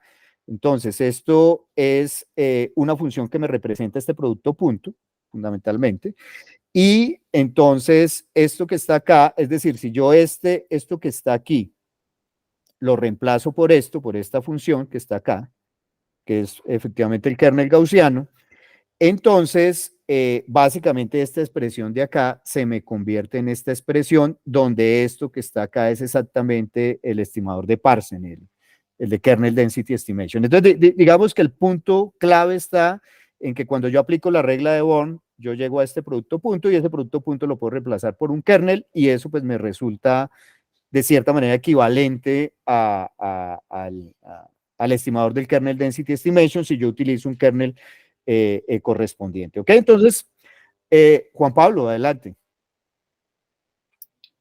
Yo tengo una pregunta con relación al Quantum Future Map. Sí, señor. Se está cogiendo un número real y se está llevando a un espacio de Sí, Hilbert, señor. es decir, Sí, señor. que se está llevando un número complejo, ¿cierto? Sí, señor. Ese otro grado de libertad, ¿para qué sirve? O sea, por ejemplo, en una matriz de densidad es muy importante las relaciones que hay entre lo que uno llama las coherencias, los objetos no diagonales de la matriz. Ya, entonces, sí. Bueno, entonces, a ver, dos cosas. Primero que todo, y yo creo que ahí ya empiezo a tratar de dar luces un poco sobre la pregunta que se planteaba Herbert, digamos, de qué naturaleza son esto. Entonces, de hecho, fíjense que acá yo estoy diciendo, vea, este producto punto de acá es igual a esto. ¿Y esto para qué estados funciona? Resulta que efectivamente el producto punto, si esto que yo tengo acá, por ejemplo, si este mapping fuera un estado coherente, ¿sí? Si esto fuera efectivamente un estado coherente, resulta que el producto puntos de estados coherentes es esto, ¿sí? O una expresión similar a esta, ¿ok? Entonces, ese es un primer detalle, ese es un primer detalle. Digamos que el kernel que yo escojo acá, pues me está determinando el tipo de estados y el tipo de espacio de representación que yo estoy utilizando, ¿sí? Entonces, por ejemplo, si es el caso de estados coherentes, este espacio del Hilbert al que estoy yendo es un espacio funcional de dimensión infinita, ¿ok? Entonces, eso también tiene ciertas implicaciones. Pero bueno, desde ese punto de vista. Por otro lado, la pregunta de qué me sirve esos grados de libertad adicionales que estoy obteniendo. Entonces, realmente el punto aquí, y de una manera muy pragmática, es el hecho de que efectivamente aquí cuando realizo, digamos, estos productos punto en ese espacio, realmente esto yo lo puedo ver como calcular la densidad para una cierta distribución de probabilidad. Entonces, eso, digamos, este cálculo se podría hacer de una manera más sencilla, eventualmente, y aquí, hasta aquí todavía no se ve la ventaja, digamos, de tener esta complejidad adicional que estoy obteniendo, pero espero que con lo que se vea más adelante se empiece a vislumbrar, ¿ok? Entonces, bueno, básicamente la idea aquí es esta, que dependiendo del kernel que yo utilice, pues yo puedo representar, por un lado, básicamente aquí lo que estamos viendo son distribución de probabilidad continuas, reales. Fíjense que este kernel acá es real. Esto podría también ser evaluado en un espacio complejo. Yo puedo tener kernels sobre espacios complejos, pero acá nos vamos a quedar con los reales, porque es suficiente para lo que queremos hacer. Y entonces, escoger este kernel particular, que de hecho está asociado con ciertos tipos de estados, que son los estados coherentes, me permite hacer esa estimación, digamos, de densidad equivalente a lo de kernel density estimation. Entonces, efectivamente esto lo que quería aquí mostrar es que efectivamente sí puedo representar con matrices de densidad distribuciones de probabilidad continua. Que si es útil, vamos a verlo. Que si es eficiente, no parece que sea muy eficiente. Esto es como una forma muy intrincada de representar distribución de probabilidad, que aquí en este esquema se ve mucho más sencillo. Bueno, entonces, esto es una definición. Digamos que esto fue un ejercicio de tratar de mostrarle este asunto a la gente de Machine Learning sin que se intimidaran con la notación cuántica y los conceptos de mecánica cuántica. No porque no lo entendieran, sino porque seguramente, bueno, la notación no es familiar para ellos y podría desviar también la atención. Entonces también fue un ejercicio de tratar de presentar esto, digamos, desde de una forma que fuera más claro pues para la gente de Machine Learning, que está mucho más versada, digamos, en probabilidad estadística clásica. Es fundamentalmente eso. Entonces, básicamente un quantum kernel mixture, la definición está ahí, es una matriz de densidad que está definida en un espacio inducido por un kernel. A eso se llama un reproducing kernel Hilbert space, que se induce por un kernel. Entonces, a todo kernel con ciertas propiedades, tiene que ser semidefinido positivo, tiene que cumplir ciertas propiedades, le corresponde un espacio de Hilbert que lo llaman el reproducing kernel Hilbert space. Y entonces, básicamente, un quantum kernel mixture es básicamente visto como una matriz de densidad. Aquí se representa como una tripleta. Entonces, la tripleta son los ejemplos en el espacio original, m ejemplos, las probabilidades que se le asigna a cada uno de esos ejemplos y el kernel que está acá indicado, que me induce este phi. Pero generalmente uno no necesita trabajar con este phi de manera explícita, porque de hecho, por ejemplo, si mi kernel es ese phi me está mapeando un espacio de dimensión infinita, un espacio funcional. Entonces, en general, uno no trabaja con este phi de manera explícita, sino que lo trabaja implícitamente, y lo que vamos a ver acá es que efectivamente yo puedo trabajar simplemente con el kernel sin necesidad de calcular este phi de manera explícita, ¿ok? Bueno, muy bien. Entonces, para conectar esto con probabilidad, entonces yo tengo una función de proyección, que es básicamente esto de acá, es decir, la regla de Born, ¿ok? Y además, entonces tengo, y fíjense que aquí está el cuadrado, no hay necesidad del módulo porque pues, los kernels son valuados realmente, y a partir de la función de proyección yo puedo calcular una función de densidad, que es básicamente la función de proyección con un factor de normalización para que me integre a 1, ¿ok? Bueno, entonces, aquí básicamente utilizamos dos casos. Un caso, efectivamente que es este kernel, que como lo habíamos dicho, el quantum feature map correspondiente a este kernel es el de los estados coherentes. Este es el factor de normalización para ese en particular. Y el otro es un kernel básicamente que es un producto punto normalizado. Y esto es básicamente para garantizar que efectivamente recuerden que estos X a través del quantum feature map se mapean al espacio de Hilbert, pues esto es para garantizar que yo siempre tenga las imágenes pues estén normalizadas, que la norma de los elementos en el espacio de Hilbert, que las funciones de onda tengan norma igual a 1, ¿ok? Y el factor de normalización acá es igual a 1. Entonces, ambos se pueden interpretar, estas funciones de densidad, en ambos casos se pueden interpretar como funciones de densidad, pero hay que tener cuidado. En el caso continuo, esta función de densidad, si yo integro entre menos infinito e infinito, me da 1. Entonces, eso es para el caso continuo. Para el caso discreto, ya no es así. Yo no integro entre menos infinito. Podría integrar, pero eso no me da 1. Realmente, para el caso discreto, esto es una distribución de probabilidad, pero si yo escojo una base del espacio y calculo esta función aplicada sobre esa base, sobre cada uno de los elementos de la base, y sumo sobre los elementos de esa base, entonces eso efectivamente sí me da, eso me da 1, ¿ok? Entonces, digamos que esta es una distinción entre un caso y el otro, pero lo interesante es que es el mismo framework para representar tanto distribuciones continuas como distribuciones discretas, ¿ok? Entonces, eso es interesante desde el punto de vista de Machine Learning, que estamos utilizando el mismo framework para dos tipos de distribuciones. Casi todo lo que se hace en Probabilistic Deep Learning es con distribuciones continuas, no con discretas, pero muchos problemas sí exigen discretizar. Entonces, digamos que aquí ya hay digamos que una ventaja conceptual. Bueno, muy bien. Entonces, efectivamente yo puedo definir un kernel measure conjunto, es decir, en este caso, desde el punto de vista de mecánica cuántica, sería el estado de un sistema bipartito, ¿ok? Digamos que tiene un componente, aquí yo lo llamo X y un componente Y.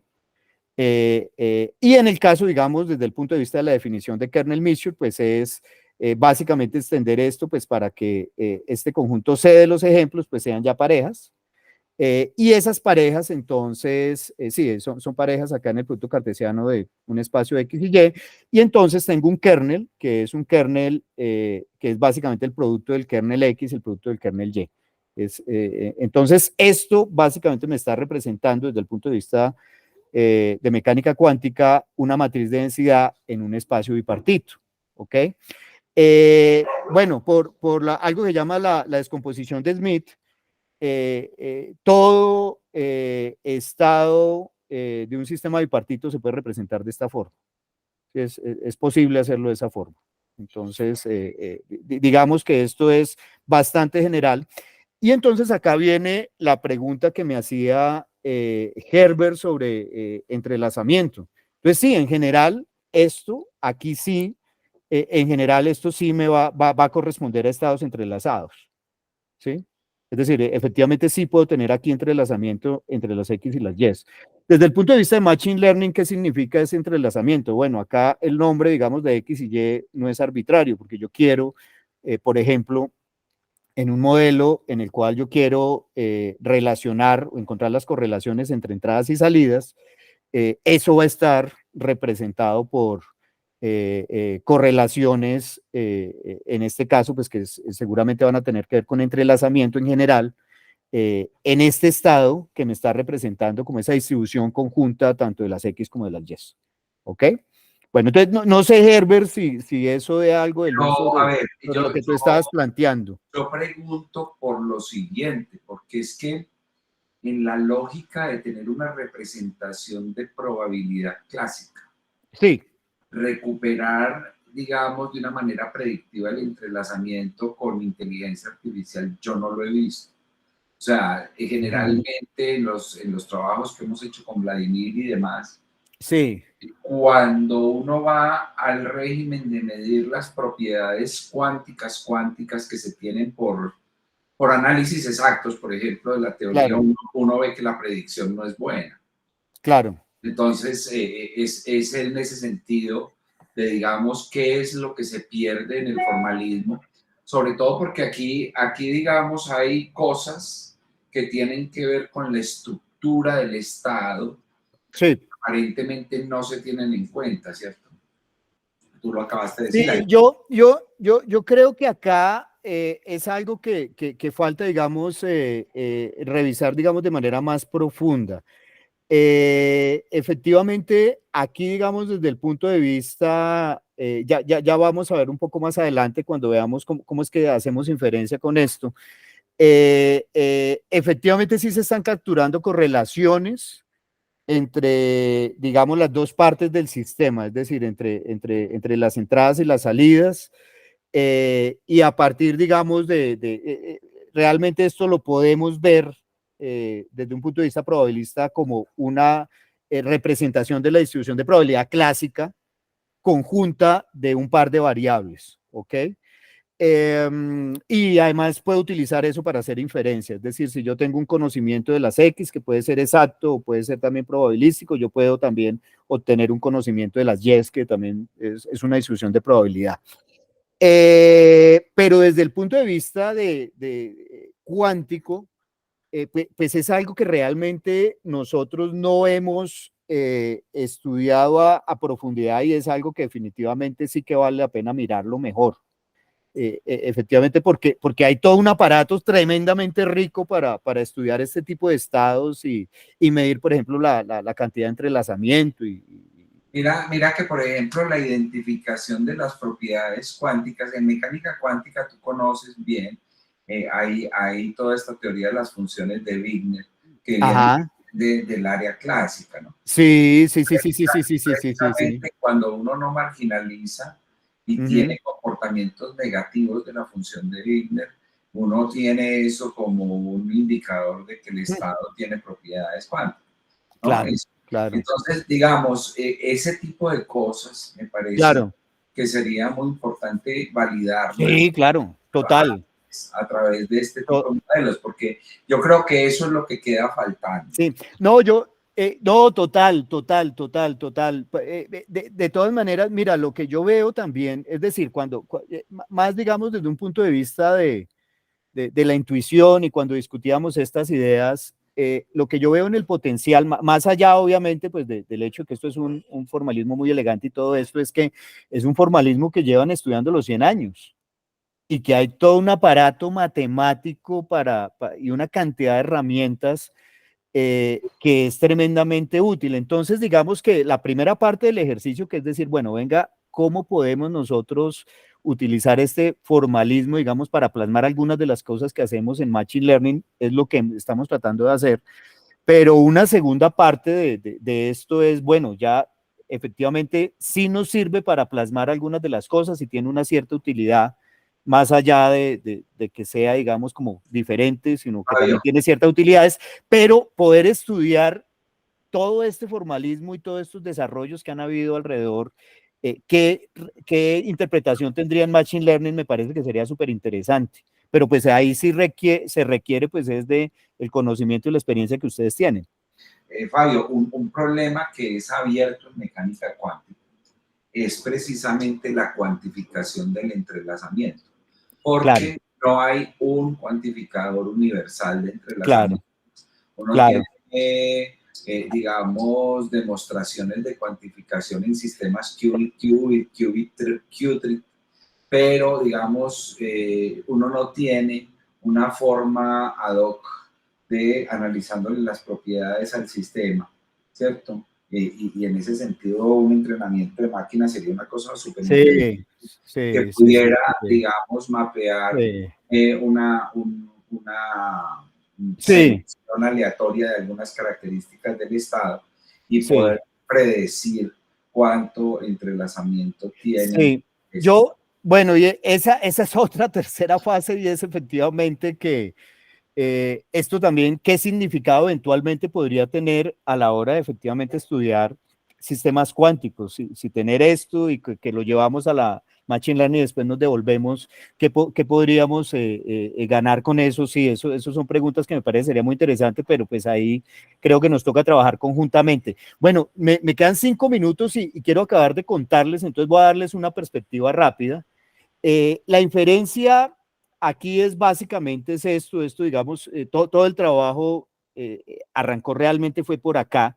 Lo anterior fue cosas que nos fuimos dando cuenta después, pero es básicamente el hecho de que nosotros, si tenemos un sistema bipartito, yo puedo y tengo, digamos, hago una medida en el componente X de ese sistema bipartito, entonces yo puedo obtener después de calcular una traza parcial sobre la matriz de densidad que me resulta, una distribución de probabilidad o mejor, una matriz de densidad que me representa el estado de las Y. Digamos que la idea que nos planteamos inicialmente con Herbert y con Vladimir era bueno, esto es algo que en principio podríamos utilizar para hacer Machine Learning y por ahí fue donde arrancó el asunto. Entonces, la operación desde el punto de vista de mecánica cuántica, pues es básicamente definir un operador que, es decir, acá la entrada a esto es bueno, en principio podría ser un ejemplo donde tengo total certeza del X, pero en general pues podría ser una distribución de probabilidad sobre X que podría estar representada por una matriz de densidad. Con esa matriz de densidad yo construyo este operador que está acá, voy a ponerlo un poquito más grande, ese operador pues tiene dos partes, una parte pues que es la parte de las X y otra parte que es la parte de las Y la parte de las yes, pues es simplemente el operador identidad, es decir, esto no me afecta el componente de las yes y realmente lo que está haciendo este operador, pues es proyectar esta matriz de densidad en su componente X sobre esta otra matriz de densidad considerada como operador. Entonces es como hacer la proyección de una matriz de densidad sobre la otra. Y dejarme la parte Y sin problema. Y aquí pues son las normalizaciones propias para que me quede traza 1. Y esta es la traza parcial para eliminar el componente X y quedarnos con una distribución de probabilidad con una matriz de densidad de Y. Digamos que esa es la idea, por ahí fue donde arrancamos a trabajar. Eso en la formulación de kernels resulta ser esto, fundamentalmente. Es decir, las matrices de densidad se definen como tripletas, que son estas tripletas que están acá, la de X y la de Y. Y al final, entonces, esas probabilidades de esta matriz de densidad de las Y, que son estas probabilidades que están acá, se calculan de esta manera, donde estos son todas operaciones utilizando el kernel. ¿Ok? Entonces, esa digamos que es la idea general pues, de todo este asunto, que yo todo esto lo puedo hacer de manera muy compacta utilizando los kernels. Y desde el punto de vista de Machine Learning, esta operación que yo estoy haciendo acá es diferenciable. Entonces, esto lo puedo poner en una red neuronal y hacer lo que típicamente hacemos en redes neuronales, que es calcular la derivada con respecto a los parámetros y utilizar eso pues para ir cambiando los parámetros y minimizar una función de pérdida. Entonces, esa digamos que es la idea del proceso de inferencia, es decir, colapsar entre comillas el componente X de este sistema descrito por esta matriz de densidad conjunta y ver qué nos queda en las 10. Y esa es mi predicción. Bueno, muy bien.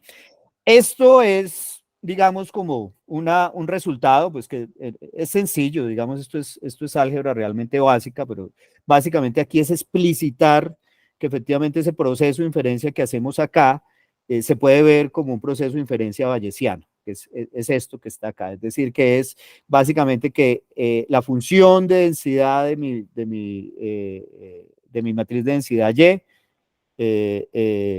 se puede ver como tener una función de densidad que es aquí en este caso condicional, que se define para el caso continuo así, para el caso discreto así, y esto pues es básicamente pues un esquema de ponderación bayesiana, esto es una condicional y esto es multiplicado por las probabilidades de los X y esto me da la distribución de los Y. Entonces, esto digamos que este resultado, es decir, vea esto, que lo hicimos con el formalismo de mecánica cuántica, pues tiene una interpretación bayesiana. Básicamente es eso. Desde el punto de vista de Machine Learning, pues a mí lo que me interesa es este tipo de modelos, ser capaz de entrenarlo con datos. Entonces, ¿cómo los entreno? Entonces, acá tengo, digamos, como tres alternativas. Una que es no paramétrica, es donde efectivamente esa matriz de densidad que me está representando las correlaciones entre las entradas y las salidas, la puedo entrenar, básicamente construirla con todos mis datos. Es eso, básicamente es una matriz de densidad que tiene todos mis datos. ¿Ok? Y eso es lo que llamamos un entrenamiento no paramétrico, es decir, porque aquí realmente no hago optimización, no estimo parámetros, sino simplemente son mis datos y ya. Lo otro lo puedo entrenar haciendo maximización del likelihood, de la probabilidad. Entonces, yo con mi distribución de probabilidad conjunta representada por la matriz de densidad XY, esto me asigna probabilidades a los ejemplos de entrada, ¿sí? Entonces, lo que hago es maximizar la probabilidad, es decir, buscar los parámetros de esta distribución de probabilidad representada por la matriz de densidad, que me maximicen la probabilidad que se le da a mis datos de entrada. Entonces es una forma de entrenarlo. Y la otra es hacerlo de manera discriminativa. Manera discriminativa es básicamente yo le doy ejemplos de entrada acá, los paso por mi modelo, que es hacer esto, y esto me da una predicción, y a la salida, pues yo miro si esa predicción coincide con el ejemplo de salida, y si no coincide, pues eso me da una diferencia, eso lo mide una función de pérdida, y optimizo haciendo gradiente descendente pasando por las operaciones del modelo para encontrar los parámetros que me lleven a cabo eso. Eso es lo que está acá, digamos, en este algoritmo, pues no voy a entrar en detalles, pero digamos esto para la gente de Machine Learning es básicamente decirles, sí, vea, esto es un modelo que yo puedo aplicarle las técnicas típicas de Machine Learning para aprender los parámetros, y los parámetros es básicamente aprender esta distribución de probabilidad conjunta representada por la matriz de densidad conjunta. ¿Ok? Bueno, ya se me acabó el tiempo, pero quiero contarles una cosa más. Herbert, ¿me puedo usar 7 minutos más? Obviamente, Fabio, este seminario es tuyo, dale. Muchas gracias y disculpas. Pero ya voy a terminar porque quiero contarles esto para qué es útil en Machine Learning. Entonces, lo primero es esto. Entonces, imaginémonos, perdón, aquí me fui, listo. Entonces, imaginémonos que yo quiero construir un sistema para hacer clasificación de números. Entonces, ¿cómo lo hago? Típico, entonces, de imágenes que me representan números. Entonces, la entrada a mi sistema o a mi modelo, pues es una imagen. Eso pasa por un encoder. Aquí encoder en general lo utilizamos para representar una red neuronal, múltiples capas que me llevan de una representación de entrada a una cierta representación interna que generalmente es de menor dimensión. Y esto lo vamos esa representación que me calcula este encoder, que es un encoder clásico de redes neuronales, con esto vamos a construir un ρ de x que en últimas va a ser solamente un punto, es como una matriz de densidad solamente con un componente, ¿ok? Es decir, donde no hay incertidumbre clásica, ¿ok? Es un solo componente, la matriz de densidad es un estado puro, ¿ok? Básicamente. Eso pasa por un módulo de inferencia que es justo lo que acabamos de discutir. Entonces, el módulo de inferencia, recuerden que utiliza una matriz de densidad conjunta de los X y los Y, que básicamente aquí lo que se aprenden son correlaciones entre los X y los Y. Esto que ven ustedes acá es efectivamente, para que se entienda mejor el esquema, aquí lo que hicimos fue, pues para poder ilustrarlo, representar estas imágenes en un espacio de representación interno de solamente 2 dimensiones. Entonces, aquí básicamente cada puntico en este espacio de acá corresponde a una imagen, ¿ok? Y entonces lo que yo hago cuando entreno este modelo es básicamente aprender una distribución de probabilidad conjunta de las imágenes de entrada, que son los puntos, ¿ok? Y las etiquetas, que son las yes. Entonces, las yes es básicamente una etiqueta que va de 0 a 9. Entonces, estos son efectivamente una representación esquemática de esa distribución de probabilidad donde los colores representan la etiqueta. Entonces, mi modelo me da como salida, tomando esta distribución de probabilidad conjunta y la entrada, me da una predicción que es una distribución de probabilidad sobre las yes, sobre las etiquetas. Entonces, acá entró un 5 y acá pues me dice que con alta probabilidad es un 5, pero con algo de probabilidad se le pareció también a un 6, ¿ok? Ese es el modelo. Entonces, lo primero es que con este framework, efectivamente yo puedo hacer este tipo de cosas. Hasta aquí no hay nada, digamos, novedoso. Sin embargo, una cosa interesante que tiene esta formulación es que si ustedes se dan cuenta, esto es simétrico. ¿En qué sentido? Que yo divinamente podría cambiar la dirección de estas flechas. Es decir, yo podría decir, voy a darle entrada el ρ de Y, colapso o proyecto el componente Y de la matriz de densidad conjunta y obtengo el ρ de X, ¿ok? Entonces, sí, esto es una operación que yo la puedo usar en cualquiera de las dos direcciones, lo cual no es común cuando yo hago inferencia en Machine Learning, ¿sí? Entonces, efectivamente aquí lo que hacemos en este modelo es usar esa característica, es decir, este modelo yo lo entreno dándole imágenes de entrada y mirando si predice bien la etiqueta, pero después lo puedo usar al revés. Entonces es el mismo modelo, porque mi modelo realmente es esta distribución de probabilidad conjunta representada por la matriz de densidad, y entonces le doy de entrada, por ejemplo, una distribución de probabilidad que le da la misma probabilidad a que sea un 5 o un 7, eso lo paso por el módulo de inferencia, esto me da como salida una matriz de densidad de las X, y esa matriz de densidad de las X pues me representa una distribución de probabilidad de imágenes o representadas en el espacio latente, ok, de 5 y 7 yo esperaría, eso lo paso por el decoder y pues efectivamente esto que estoy haciendo acá es básicamente generación condicional. Entonces aquí yo esperaría que efectivamente obtuviera imágenes de 5 y de 7, ¿ok? Fabio, en esto que estás mencionando, Sí. una aplicación podría ser la siguiente, a ver si te entendí bien.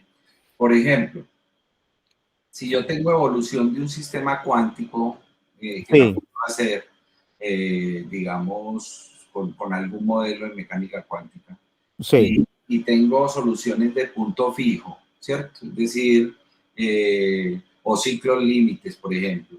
Yo podría pensar en hacer un entrenamiento de las condiciones iniciales del sistema versus los estados asintóticos, entrenar mi modelo de esa manera para después, teniendo el espacio generalizado asintótico, devolverme a cuáles eran las condiciones iniciales que satisfacen esos puntos del estado asintótico. En principio sí. Es decir, a ver, digamos, yo refrasé un poco lo que tú me acabas de decir, a ver si además entendí. Es decir, yo tengo condiciones iniciales y cuando pues el sistema se simula o evoluciona, converge a ciertos estados asintóticos posibles. Correcto, sí. Entonces, en principio, pues hay una correlación que es compleja porque está en la dinámica del sistema, en la evolución del sistema, que me relaciona estados iniciales con, sí, las condiciones iniciales con los estados asintóticos a los que puede converger. Entonces, sí, desde el punto de vista, digamos, estadístico, en principio, pues hay una distribución de probabilidad conjunta, tanto de condiciones iniciales y estados asintóticos.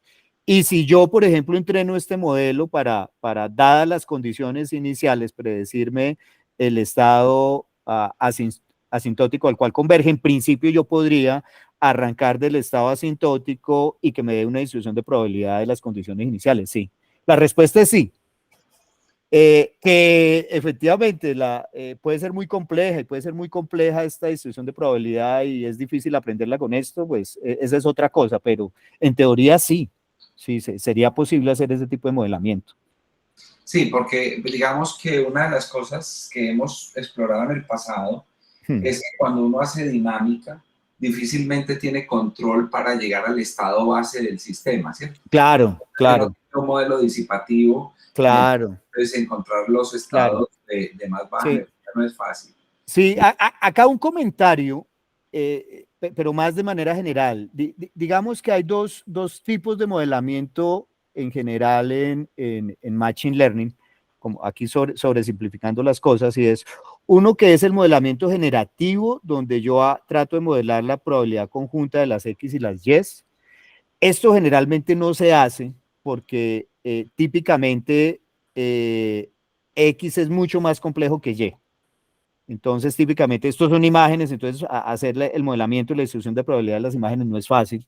Entonces, típicamente lo que se hace, entonces, esto lo llaman generativo, ¿sí? Esto es modelamiento generativo. Y el otro, que es lo que típicamente se hace, es el modelamiento discriminativo, que es modelar la probabilidad de Y dado X.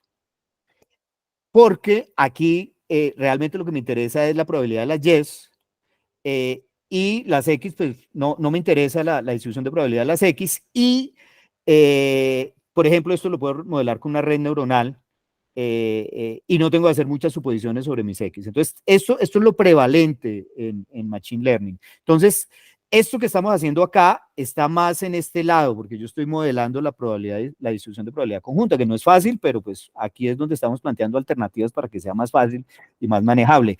Y por el hecho de hacerlo acá es que nosotros tenemos esta reversibilidad. Entonces, sí, la respuesta a tu pregunta es, en principio sería algo interesante para que lo exploráramos. Claro, claro. Sí, seguro que sí. Sí, Seguro porque que no, sí. como te digo, eso no es un problema sencillo. Sí. Bueno, y estos son resultados acá solamente pues para mostrar una cosa, y es que efectivamente cuando nosotros entrenamos este modelo de manera discriminativa, el espacio que me aprende es un espacio que no discriminativo, es decir, esto se puede entrenar de varias formas, lo cual también es interesante. Al principio lo entrenamos así, pero después lo afinamos así para que se haga generativo. Entonces, esto es como el entrenamiento discriminativo, esto después es como afinarlo para que me modele bien las X, y acá lo que queremos mostrar, esto es básicamente el porcentaje de acierto. Entonces, pues esto es muy esto es un problema fácil, esto es un problema de juguete hoy en día en Machine Learning. Entonces, generalmente, bueno, al menos el de los números. Y pues efectivamente lo que muestra acá es que no se pierde mucho al hacer ese modelamiento generativo. Y esto pues es comparado contra un modelo clásico de clasificación que no es reversible, que no se puede usar para hacer generación, pero en términos de clasificación pues estamos muy cercanos, es decir, no estamos sacrificando la capacidad discriminativa del modelo. Pero además de esto sí podemos generar. Estos son ejemplos de imágenes generadas por ese modelo que acabamos de ver, bueno, es algo más cualitativo, pero pues que efectivamente el modelo sí es capaz de generar. Bueno, ese es un ejemplo. El segundo ejemplo es este. Este ejemplo quería, bueno, acá quiero concentrarme en esta parte y ya con esto termino. Es, ¿qué pasa cuando yo tengo incertidumbre en los ejemplos de entrenamiento? Entonces, ¿qué es esa incertidumbre? La incertidumbre es lo siguiente, que a mí, típicamente a mí me dan esto que tengo aquí a la derecha, y es, a mí me dan un ejemplo de entrenamiento y me dicen la etiqueta de ese ejemplo es tal, entonces yo lo paso por mi modelo, hago inferencia y acá yo hago una predicción, y con base en la predicción que hace mi modelo, pues yo puedo ver si se equivocó o no se equivocó, pero me dan un solo ejemplo. Acá, esto se llama Learning with Label Proportions. Entonces la idea es la siguiente: a mí no me dan un ejemplo, sino me dan una bolsa de ejemplos y no me dicen de qué clase es cada ejemplo, ¿sí? Entonces, si fuera el ejemplo de unos, me dan, por ejemplo, una bolsa de 50 números y me dicen, vea, de esos 50 que van ahí, 20% son unos, 30% son 7 y 50% son 8, pero no me dice quién es quién. Y lo que me dan como etiqueta son esas proporciones. Y la idea es que yo tengo que aprender a clasificar imágenes individuales, pero donde me dan es bolsas de instancias, ¿ok? Entonces, eso es un problema, pues digamos, en sí mismo, pero uno se preguntaría, bueno, ¿y esto en la realidad dónde puede suceder? Entonces, acá hay un ejemplo. Imagínense, esto es una imagen de Bélgica, y eso que ustedes ven ahí, digamos, como diferentes colores, son comunas, que sería como los municipios en Colombia. Entonces son municipios.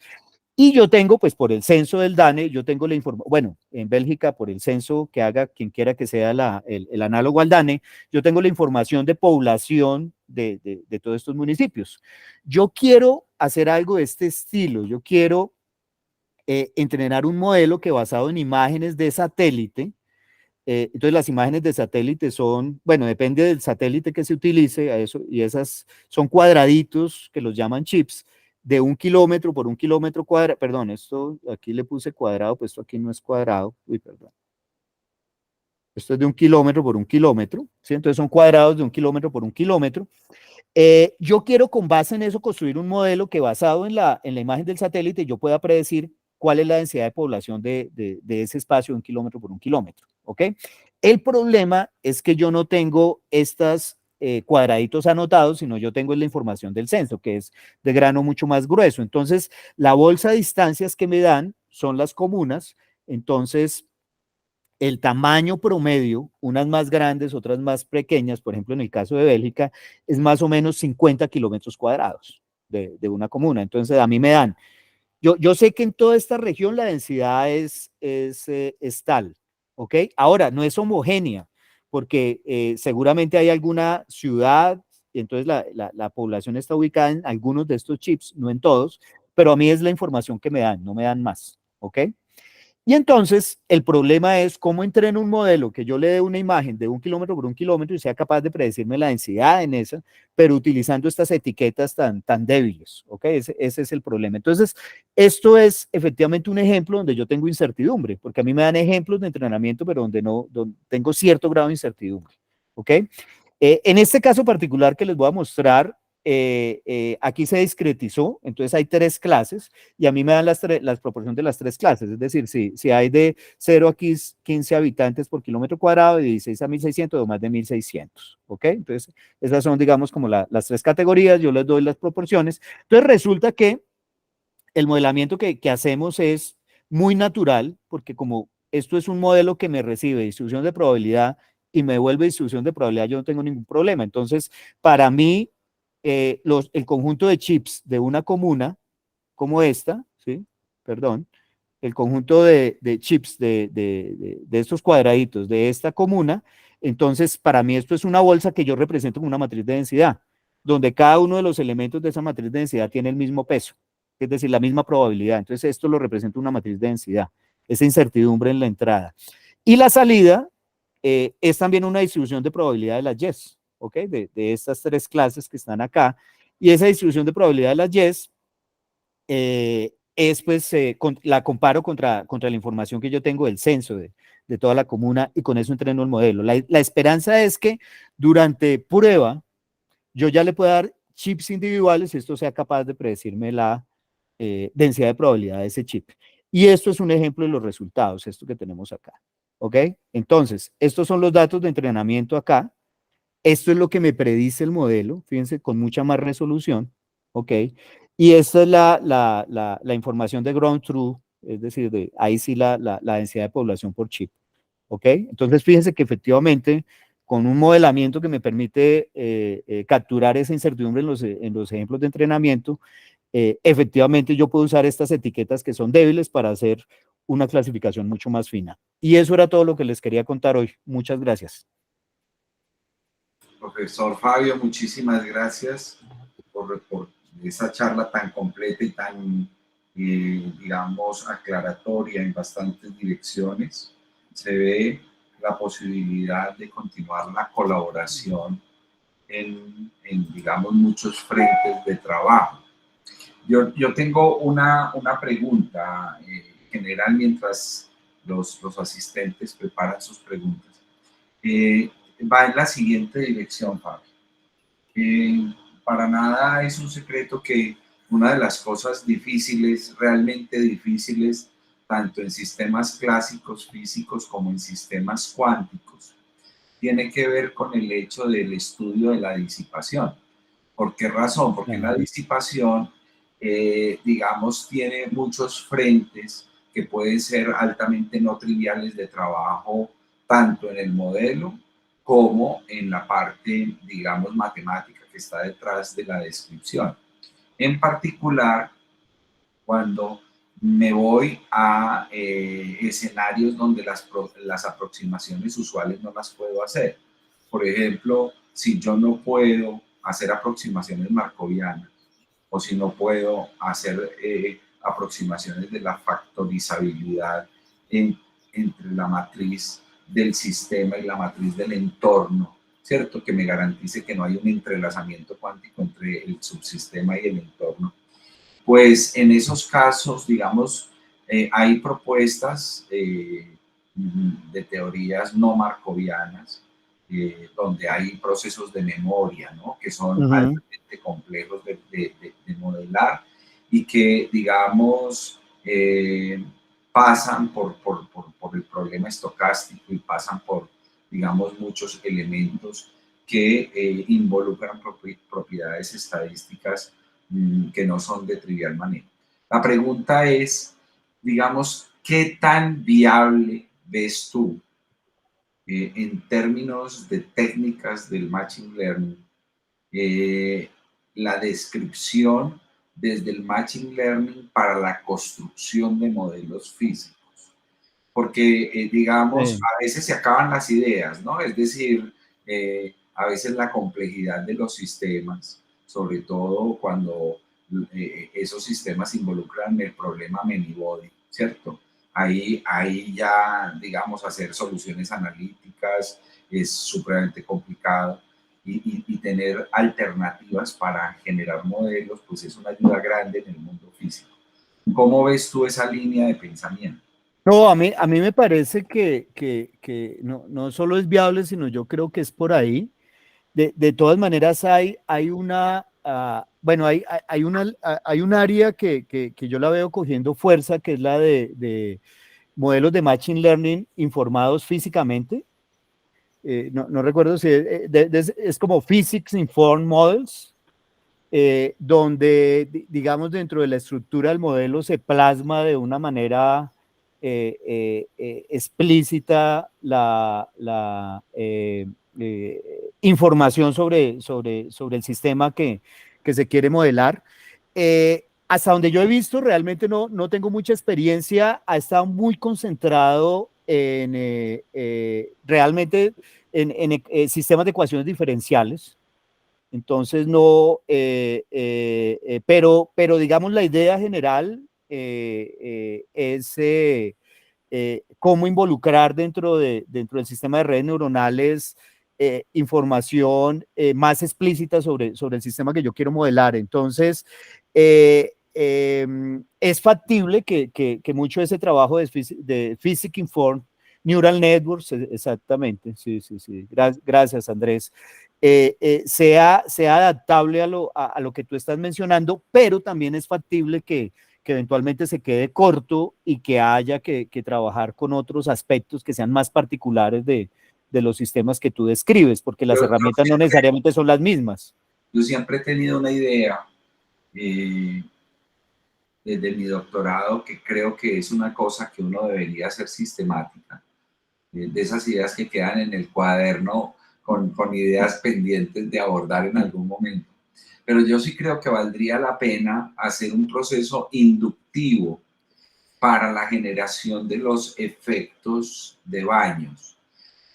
Por ejemplo, coger un sistema y acoplarlo a un oscilador, a dos osciladores cuánticos, e ir generalizando esto en la medida en que vas evolucionando la complejidad, ir induciendo la finitud del sistema, qué fenomenología va trayendo consigo, de tal manera que eso quede, digamos, en un proceso de aprendizaje que lo pueda hacer la máquina y que ya cuando uno tenga la fenomenología de un sistema arbitrario donde uno no sabe cuántos osciladores tienen el acople, pero que sí tiene ciertas propiedades características y eso le lleve a predecir características sobre la no marcovianidad del sistema. No sé, yo creo que sería súper interesante. Pues lo que yo diría, Herbert, son dos cosas. Uno, por un lado, sí que sería muy interesante mirar un poco más en detalle lo de Physics Informed Neural Networks, sí, porque me parece interesante entender un poco el enfoque y cómo es que han sido capaces, digamos, de involucrar, pero efectivamente, como lo dice Andrés, y como yo les comentaba, están muy enfocados a ecuaciones diferenciales y son muy buenos para ecuaciones diferenciales. Pero pues digamos, si para otros tipos de modelos que involucren más allá de ecuaciones diferenciales, habría que mirarlo. Respecto a de mirarlo un poco más, hay una buena coincidencia y es que hay un estudiante de física que se fue a hacer el doctorado en la Universidad de Washington, en Seattle, y está trabajando en eso. Y va a venir ahorita en junio, y bueno, independiente que vengan, pero pues porque lo podemos invitar al seminario para que nos cuente, si te parece. Claro. Pues porque yo también quiero aprender del tema y es factible que, pues porque estuvimos hablando, yo le dirigía el trabajo de grado en estadística acá, entonces quedamos en que de pronto nos hace un cursillo sobre esto, entonces pues yo les cuento. Lo que percibo de eso, Fabio, es que ese es un campo abierto, completamente abierto, donde todas las ideas son bienvenidas porque la dificultad del problema es mayor, o sea, ese no es un problema trivial. Pero entonces, Herbert, dos cosas. Uno, que me parece que sería bueno que aprendiéramos un poquito más de Physics for Neural Networks y en general models, para entender de ahí qué nos puede servir. Pero lo segundo, que yo sospecho, pues también más por lo que me habías contado antes un poco alrededor de este tipo de sistemas, es que seguramente estos modelos se quedan cortos porque se necesita también un modelamiento, digamos, de aspectos que son más cuánticos y cosas de este estilo. Entonces, ahí habría un espacio. Uno, sería buenísimo si cosas como las que les acabo de mostrar eventualmente las pudiéramos integrar. Sí, eso estaría muy bien. O también eso nos plantearía de pronto la posibilidad de pensar en otras cosas que pudieran complementar. Entonces, yo creo que ahí también hay muchas posibilidades de cosas que podríamos explorar. Entonces, Sí. estaría súper interesante. Pues nada, abramos el espacio por si hay algún par de preguntas de la audiencia. Estudiantes quieren preguntarle, aprovechen que Fabio está aquí con nosotros el día de hoy. ¿Hay alguna pregunta que quieran hacerle al profesor Fabio?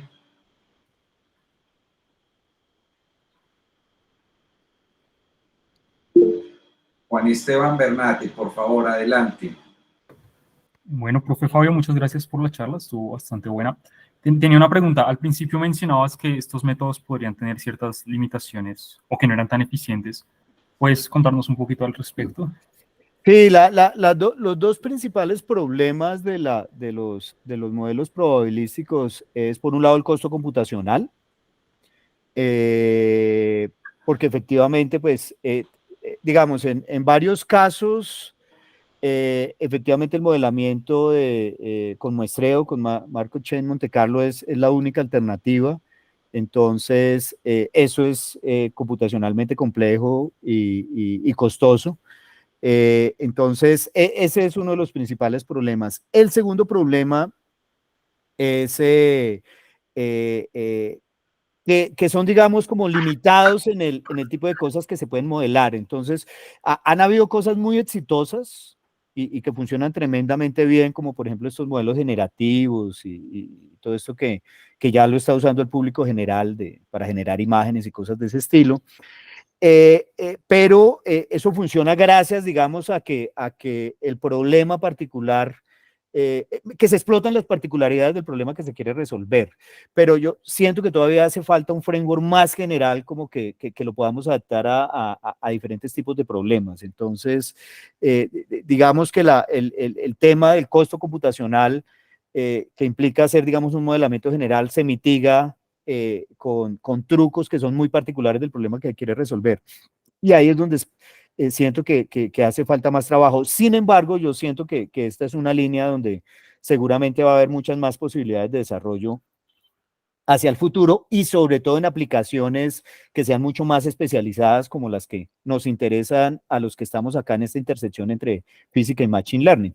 Entonces yo sí veo que efectivamente esto, sobre todo en esta área de aplicación, porque hay, digamos, como machine learning de propósito general, que es lo que están abordando las grandes empresas. Entonces, ahí, no sé, yo creo que en ese mainstream y para los problemas que tienen las empresas de analítica y cosas de este estilo, yo no siento, digamos, que el tema probabilístico vaya a ser muy determinante, pero en este tipo de aplicaciones que son más específicas, sí siento que pueden ser tremendamente útiles y vale la pena explorarlas más. Fabio, yo no te puedo dejar ir hoy sin hacerte esta pregunta para que cerremos nuestro seminario.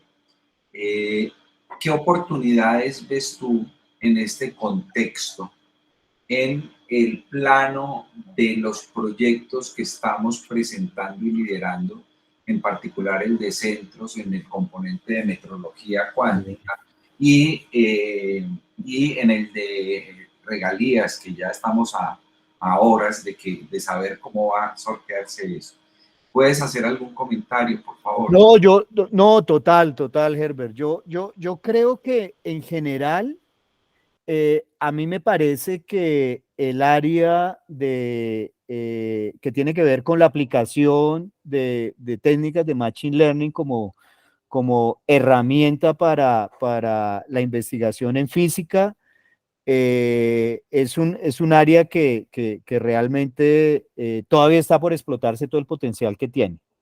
Entonces, y además es muy reciente, es decir, este boom, digamos, de Machine Learning en física es relativamente reciente.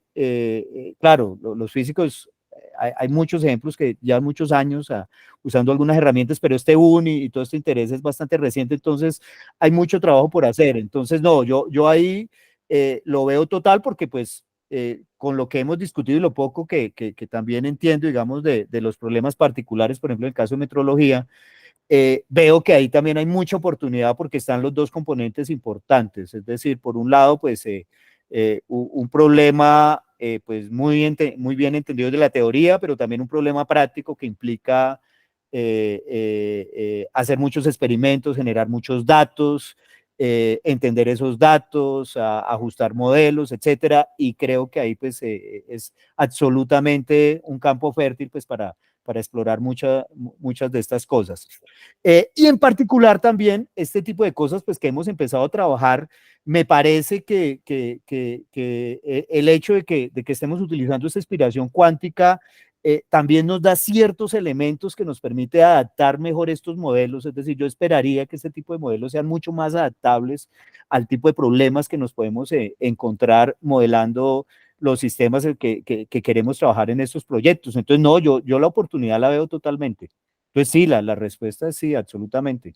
Camila tiene una pregunta que trabaja en metrología. Por favor, Camila.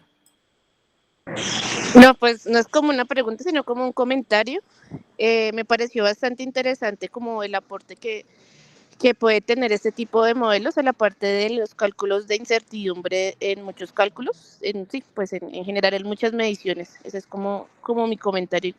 O sea, como el potencial que le veo es es precisión al cálculo de las incertidumbres. Pues sería chévere como estudiarlo y Bueno, revisarlo. claro, es decir, en metrología incertidumbre es súper importante, supongo, ¿no? Según lo que dice Camila, ¿no? Es decir, poder estimar bien esa incertidumbre, ¿cierto? Sí, de Sí, hecho, es fundamental.